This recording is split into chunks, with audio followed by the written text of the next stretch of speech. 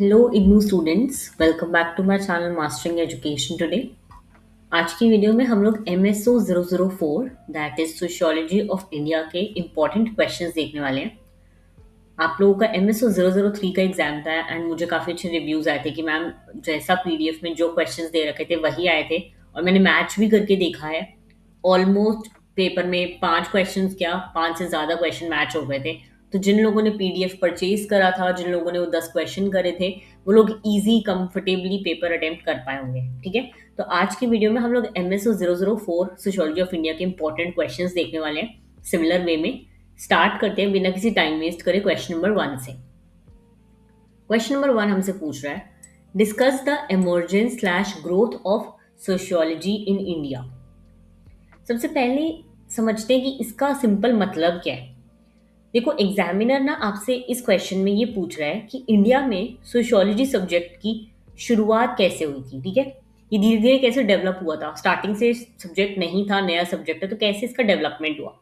तो इस पूरे आंसर को आप पार्ट पार्ट में डिवाइड करके हम समझेंगे, क्योंकि अलग अलग जगहों पे डेवलपमेंट हुआ था। ओके, तो हम लोग ना स्टार्ट करते हैं सबसे पहले कॉलोनियल फाउंडेशंस ऑफ सोशियोलॉजी से। देखो, सबसे पहले हमें याद है ब्रिटिश आए थे।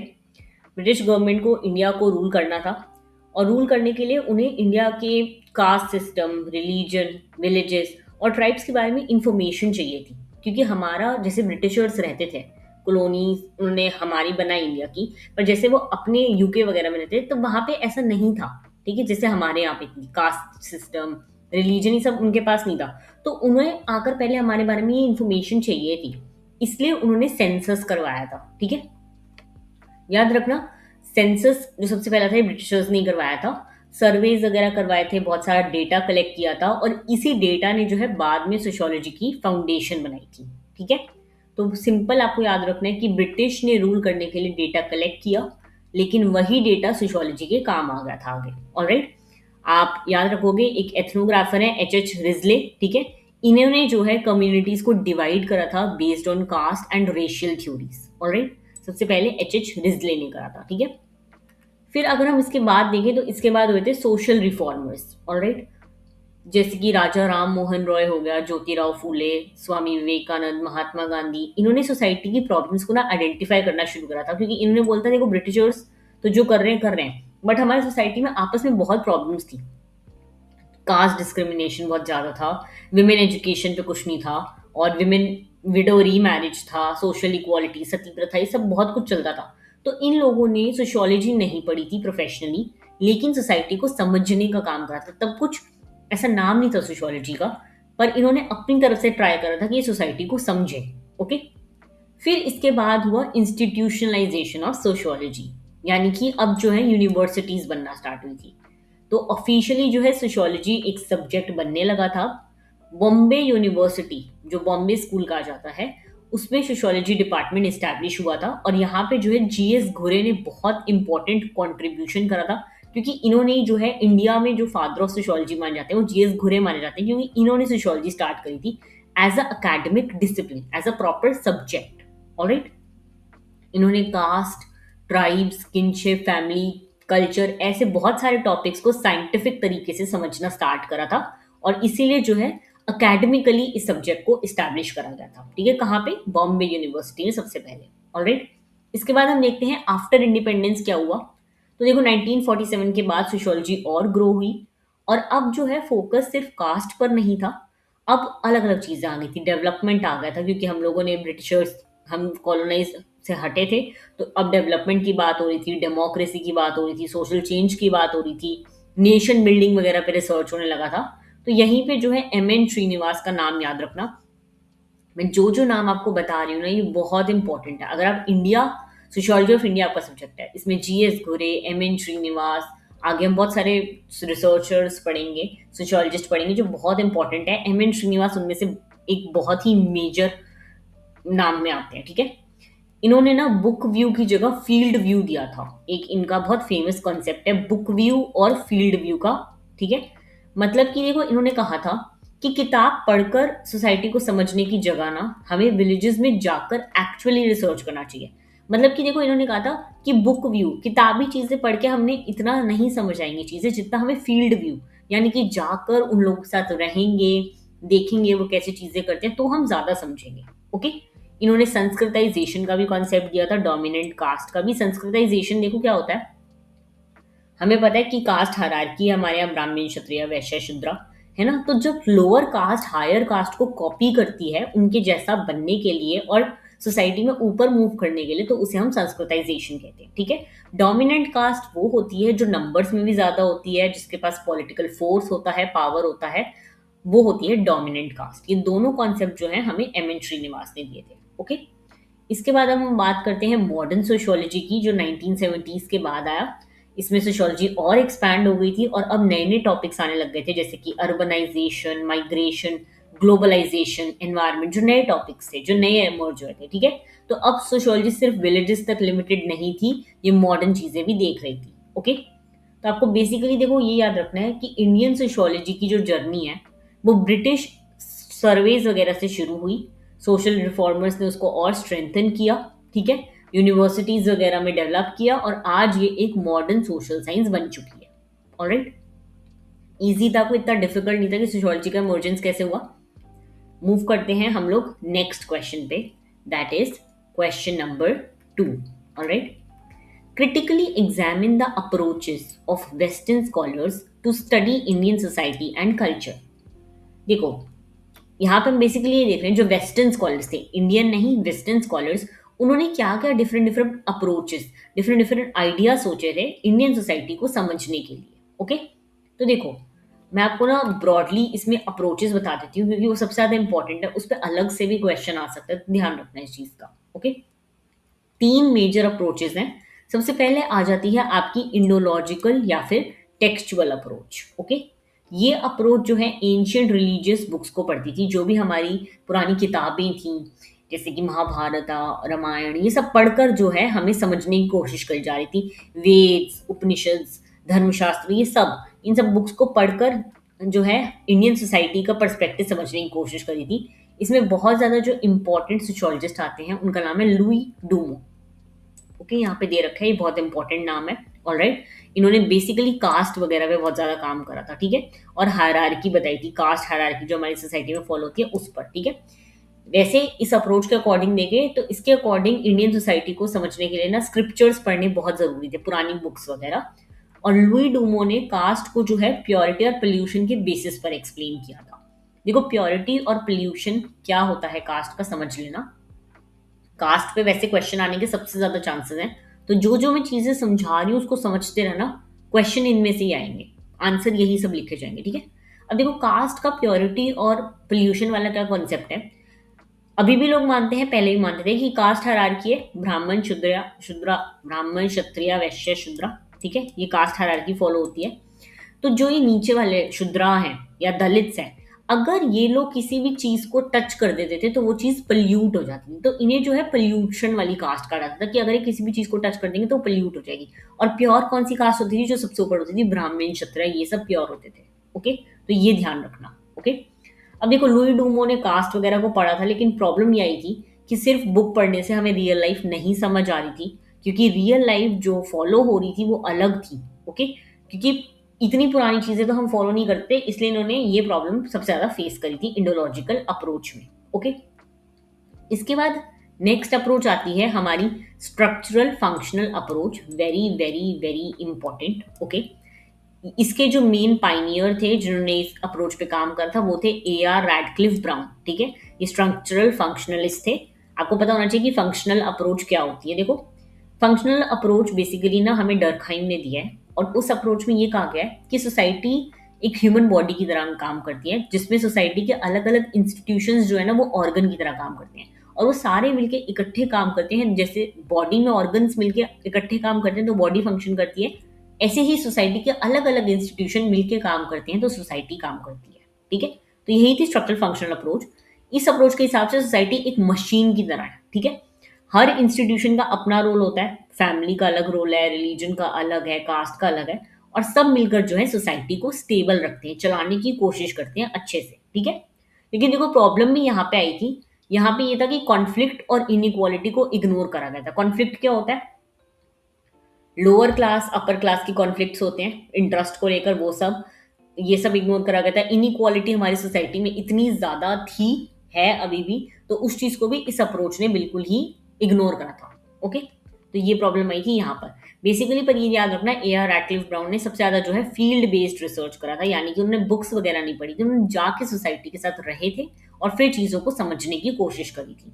ऑलराइट, अब इसके बाद आता है थर्ड आपका फील्ड व्यू अप्रोच। ओके, देखो इसमें बेसिकली जो मैंने आपको अभी पहले भी बताया था, ये अप्रोच हमें बोलता है कि विलेजेस वगैरह में जाओ, लोगों से मिलो, रिसर्च करो, एक्चुअली सोसाइटी को देखो, बुक्स वगैरह मत पढ़ो, जाके उनके साथ रहोगे तो ज्यादा चीजें समझ आएगी। ठीक है, इसमें जो है इंपॉर्टेंट इंसान, सबसे पहले आपको पता है कि एम एन श्रीनिवास ने फील्ड व्यू अप्रोच को सबसे ज्यादा सपोर्ट करा था, और उसके बाद जो है मैकिम मैरियट, ओके, इन्होंने भी इस आइडिया को सबसे ज्यादा सपोर्ट करा था। और ये अप्रोच जो है रियल लाइफ को एक्सप्लेन करती थी, क्योंकि ये एम्पिरिकल रिसर्च करते थे, यानी कि जाकर वहां रहकर चीजें देखते थे, नोट करते थे और फिर जो है अपने कंक्लूजन्स बताते थे। इससे क्या होता था, जो भी लोकल, जैसे कि आप किसी ट्राइब के ऊपर रिसर्च करो तो ट्राइब के साथ जाके रहोगे तो ही तो आप जान पाओगे कि वो कैसे कैसे चीजें फॉलो करते हैं, क्या कस्टम्स हैं उनके, क्या रिलेशनशिप्स हैं, ये सब। तो फील्ड व्यू अप्रोच जो है, इसने सोशियोलॉजिकल रिसर्च में अपना सबसे ज्यादा मेजर कॉन्ट्रीब्यूशन दिया।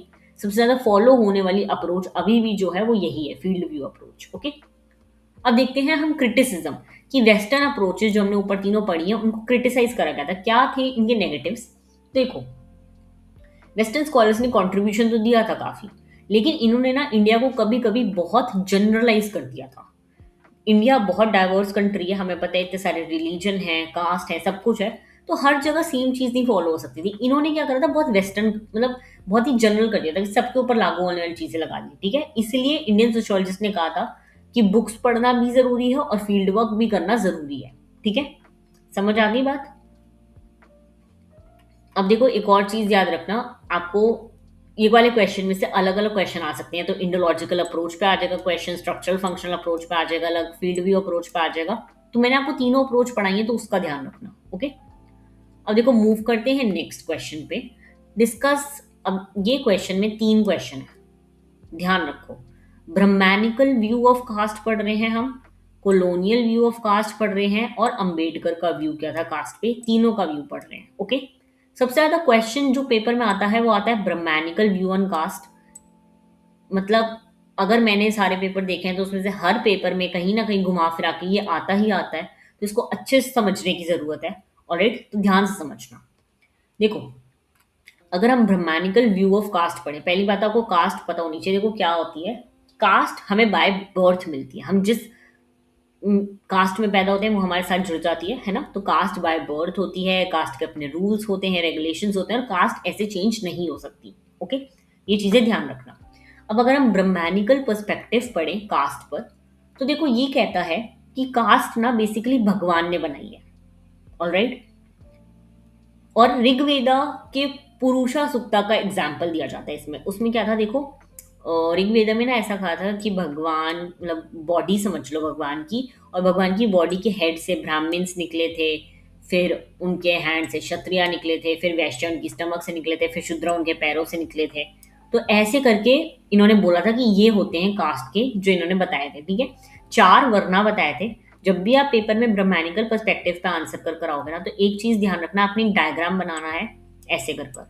ऑलराइट, ट्राइंगल बनाना है, सबसे ऊपर आएंगे ब्राह्मण, फिर आएंगे क्षत्रिय, फिर वैश्य, और लास्ट में शूद्रा।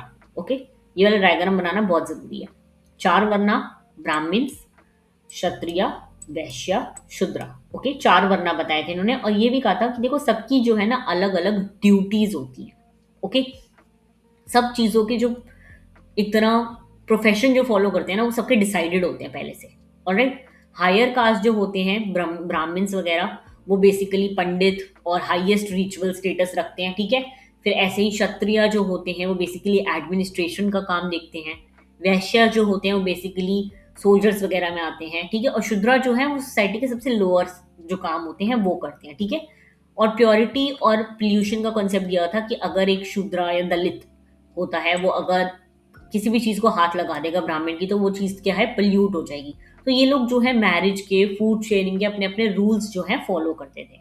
ओके, साथ ही साथ आप याद रखोगे कि होमो हायरार्कियस से हायरार्की का जो कॉन्सेप्ट है वो लुई डूमो ने हमें दिया था, हमने ऊपर पढ़ा भी। ओके, तो ब्रह्मैनिकल पर्सपेक्टिव ऑन कास्ट पे सबसे ज्यादा क्वेश्चन आते हैं, तो ध्यान रखना। ओके, नेक्स्ट देखते हैं हम कॉलोनियल पर्सपेक्टिव क्या था कास्ट पर। तो देखो, ब्रिटिश ने सेंसस करा था, हमें पता है 1871 वाला सेंसस हुआ था, और हर कास्ट को लिस्ट में डाल दिया था। ठीक है, पहले कास्ट जो है इस टाइम पर कॉलोनियल टाइम पर इतनी ज्यादा रिजिड नहीं होती थी, इतने ज्यादा रूल्स नहीं होते थे इसमें। ठीक है, तो ब्रिटिश क्लासिफिकेशन के बाद जो है कास्ट और फिक्स्ड हो गई थी जब इन्होंने सेंसस कर लिया था। ठीक है, तो निकोलस डर्क्स ने इसे कॉलोनियल कंस्ट्रक्ट बोला था। ये आप याद रखोगे, दो यहाँ पे स्कॉलर्स आ जाते हैं, बर्नार्ड कॉन एंड निकोलस डर्क्स।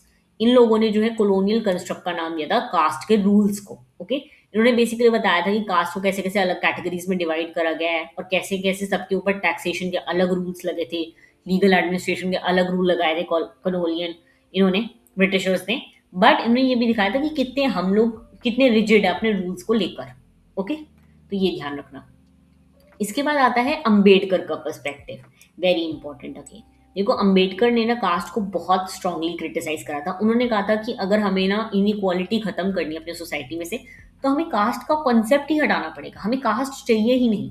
हमें, इन्होंने देखो ये नहीं कहा था कि हमें कोई स्पेशल स्टेटस दो, SC ST जो अभी आप फॉलो होता है सोसाइटी में, ये अंबेडकर ने दिया था हमें रिजर्वेशन का कॉन्सेप्ट। बट उसने कहा था कि हमें ये चाहिए ही नहीं, हमें कास्ट खत्म करनी है, कास्ट सोसाइटी में नहीं होगी तो अपने आप सारी चीजें सॉल्व हो जाएंगी। ओके, तो देखो, इन्होंने बेसिकली ये कहा था कि कास्ट जो है इक्वालिटी को डिस्ट्रॉय करती है, कास्ट से इनइक्वालिटी होती है, और ये ना सिर्फ डिवीजन ऑफ लेबर नहीं क्रिएट करती। यानी कि देखो, मैंने आपको बताया ना, ब्राह्मण का जो बच्चा होगा वो ब्राह्मण का बच्चा प्रीस्ट ही बनेगा, ऐसा मानते हैं सोसाइटी में। ठीक है, तो इन्होंने कहा था कि ये सिर्फ डिवीजन ऑफ लेबर नहीं करती है, डिवीजन ऑफ लेबरर्स है। यानी कि लोगों को बिल्कुल ही अलग कैटेगरी में डाल देती है, परमानेंटली अलग अलग कैटेगरी में डालकर, और उनको वो चीजें फॉलो करने के लिए फोर्स करती है। तो अंबेडकर कास्ट को जो है खत्म करना चाहते थे, वो कास्ट का कॉन्सेप्ट रखना ही नहीं चाहते थे। ठीक है, इसीलिए उन्होंने जो है एनहाइलेशन ऑफ कास्ट की बात करी थी। Very very important. एनहाइलेशन का मतलब होता है कास्ट को जड़ से उखाड़ देना। ओके, निकाल देना बिल्कुल। और ध्यान रखना ये चीजें। अब अगर हम कुछ और सोशोलॉजिस्ट के पर्सपेक्टिव देखें, तो डिसेंट अप्रोच वगैरह है, अलायंस अप्रोच है जो फॉलो होती है हमारी सोसाइटी में। ये सब आपको इतनी डिटेल्स में पढ़ने की जरूरत नहीं है, क्योंकि इस पे क्वेश्चंस इतने ज़्यादा नहीं आते हैं, और ये बहुत डिफिकल्ट भी है। डिसेंट अप्रोच मैरिज से रिलेटेड है दोनों, कि कैसे कौन किसी बच्चों से शादी कर सकता है, कौन नहीं कर सकता, ये सब। ऑलराइट, M N श्रीनिवास का book view, field view, Sanskritisation मैंने आपको बता दिया है।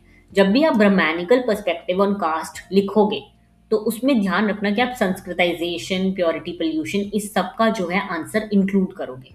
ऑलराइट, तो ध्यान रखना, ब्रह्मैनिकल जो है पर्सपेक्टिव ऑन कास्ट, वो रिलीजन को बहुत ज्यादा प्रायोरिटी देते हैं, कॉलोनियल जो है एडमिनिस्ट्रेशन को देते थे, और अंबेडकर जो है इक्वालिटी और जस्टिस को। ओके, तो ये था देखो पार्ट 1 हमारे MSO 004 के रिवीजन का।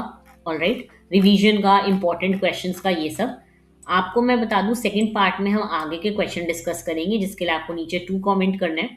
और इस PDF में ना आपको टोटल जो है देखो 7 शॉर्ट नोट्स मिल रहे हैं, साथ ही साथ इसमें आपको टोटल जो है 15 क्वेश्चंस मिलेंगे। ओके, ये 15 क्वेश्चंस इनफ है आपके पेपर के लिए। आप चाहो तो ये PDF मेरे से परचेज कर सकते हो।